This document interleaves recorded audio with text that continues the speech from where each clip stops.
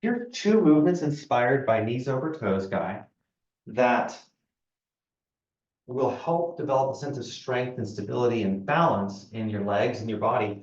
We're going to take this really slow so that it's not very complicated and a lot of progressions.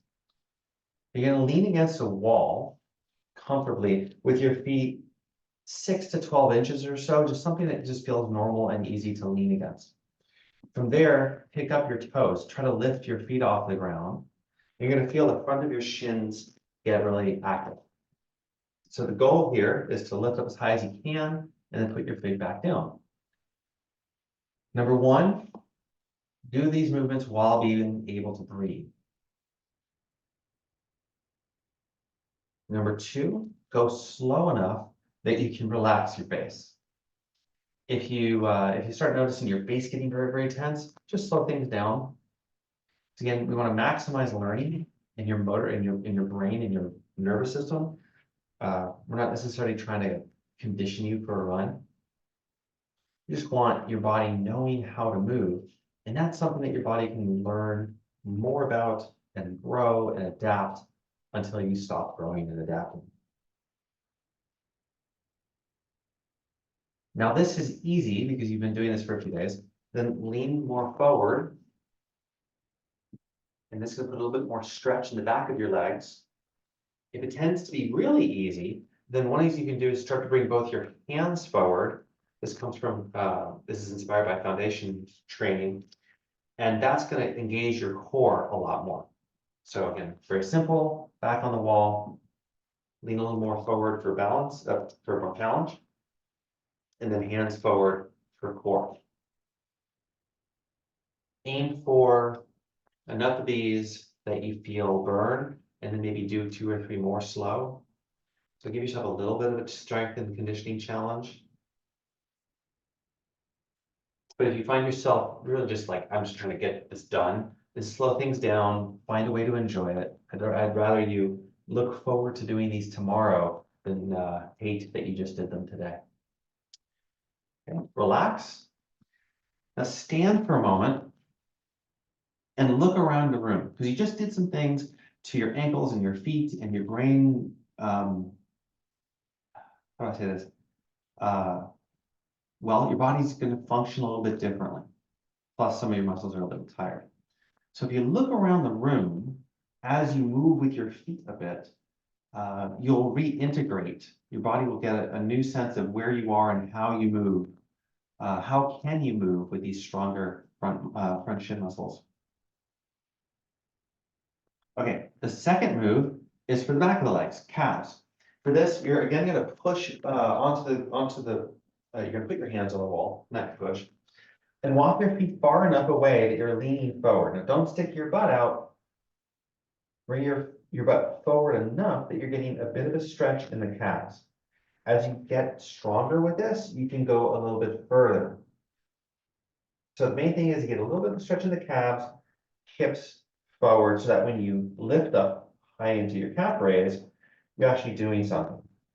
Now this will get harder the further you lean into the wall.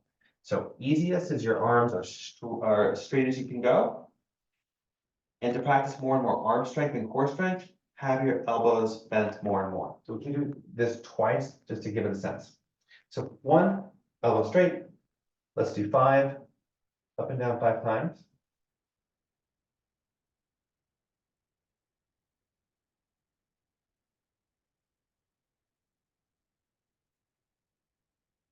Good, rest.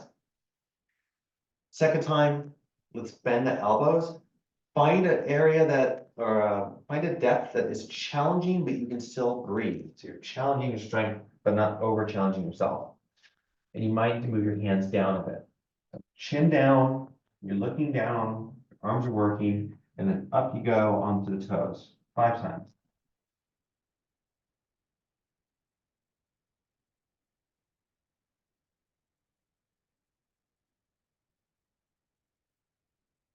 And rest. Come back up.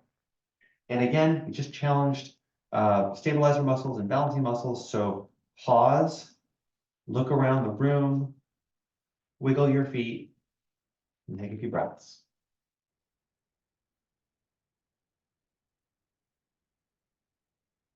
Good. Let's add one final movement. And this is ankle abduction and adduction. So we're basically going to go on the edges of your feet. So let's go to the outside edges and the inside edges. When this happens, your knees are going to turn in and your knees are going to turn out.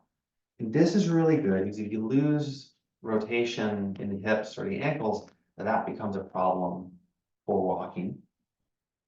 And the more movement you have and the more your brain knows what these extremities are doing, then better your balance is going to be, better your reactions are going to be. Okay. So after you've done a few of these, let's go to the left side on both feet and the right side on both feet. Left side, right side. This time, both knees are going to turn in the same direction and your hip is going to move in the same direction. So let that happen. Of course, if there's any kind of pain, you want to not push into any pain. But if you feel a little bit of stretch, that's okay.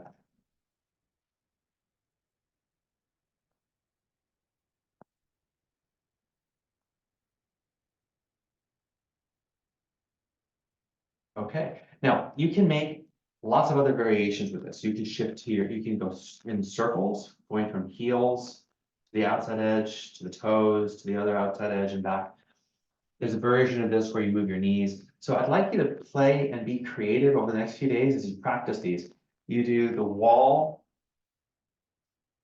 footlifts and you do the wall calf raises, and then play around on the edges and the toes and your heels. The more movement you have in your ankles and your knees and your hips, and the more you can start to integrate that with other parts of your body, then again, the more you're going to know where you are in space, and the more balance and the more strength you'll have walking around. So enjoy.